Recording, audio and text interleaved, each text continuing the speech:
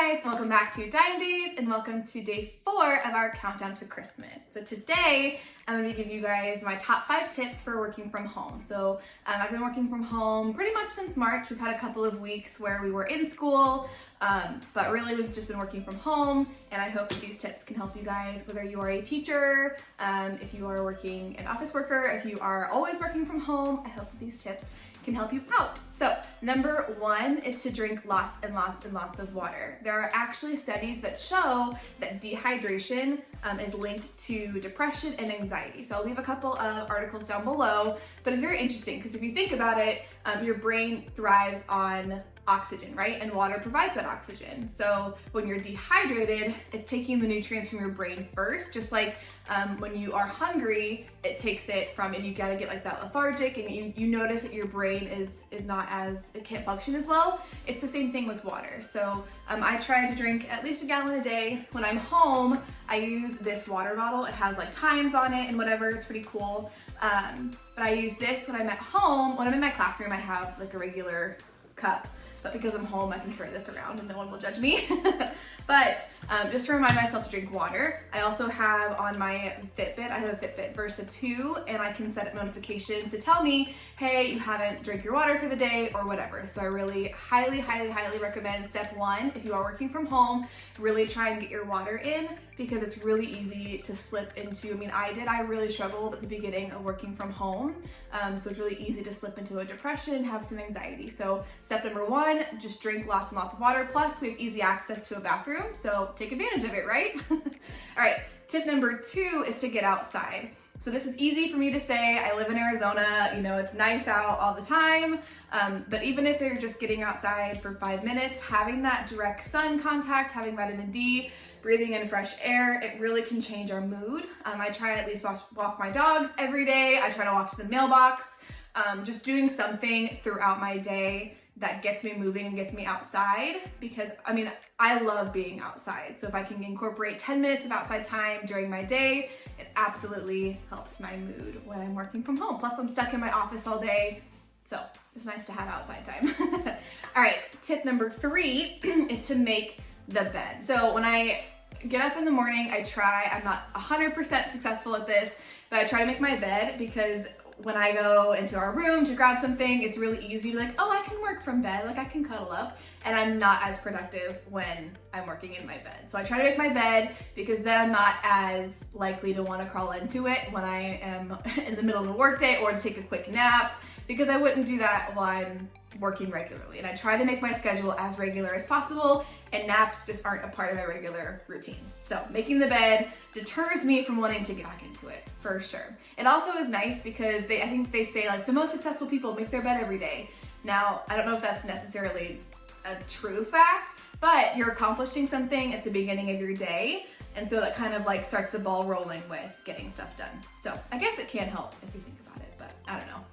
All right, my next tip is to set office hours. Now, as a teacher, it's easy for me to work all of the time. I work all of the time when we're in the classroom, so why wouldn't I work all of the time now?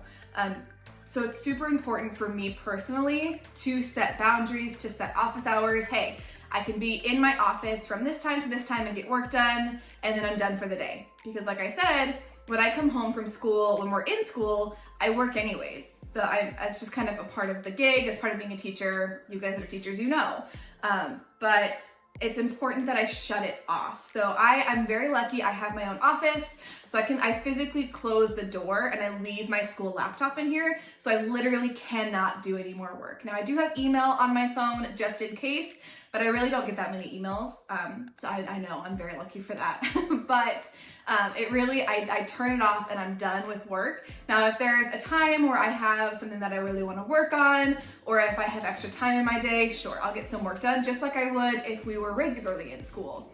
But being at home, it's so easy to just keep working and keep working and keep working until you go to bed. And that's just not sustainable. It's not realistic. That's how you get teacher burnout. That's how you get burnt out with any job, is doing it all of the time. So even though I love my job, I love teaching, I love creating materials, it's just not, I can't do it all of the time. So set office hours, set time limits, physically close your office door because you're done, no more work.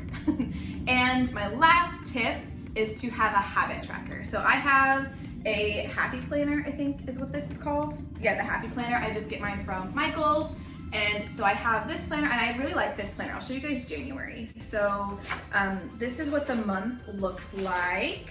So it's just a basic overlay, and then if you go to the next page, you have these check boxes over on the side. So I'll write in like if I get my gallon of water, if I go for a walk or a run, if I do my workout, and if I do my devotional, and then I'll check off the days that I'm doing that.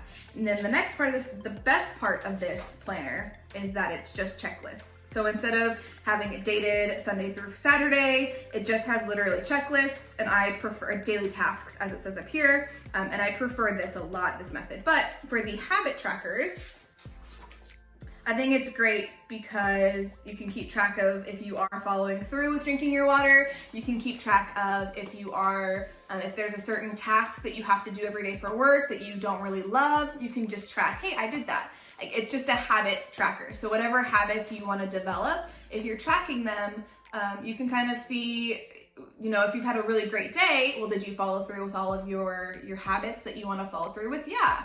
So it's kind of motivating and encouraging to keep doing those habits, because you're able to physically see the data of, oh, I followed through with all of my habits today and I had a great day. So it's that encouragement, again, it's that hard data that shows, hey, you followed through with it and that's why you had such a great day. So those are my top 5 tips for working from home as an Enneagram 3. Again, I really struggled when we first were working from home. Again, it's not by choice. I like working from home now, but it was really hard for me at the beginning because I wasn't good at it. I don't think anyone who is thrown into working from home, especially teaching from home, was good at it. But again, as an Enneagram 3, I'm really hard on myself, and I really expected excellence even though I had been thrown into a situation A, I didn't choose, and B, I had never done before. So the biggest, and I think the most important thing that you can do is just give yourself grace. We have no idea. It's December 16th and we're still working from home. And in March, I wouldn't have believed you if you said that I was working from home.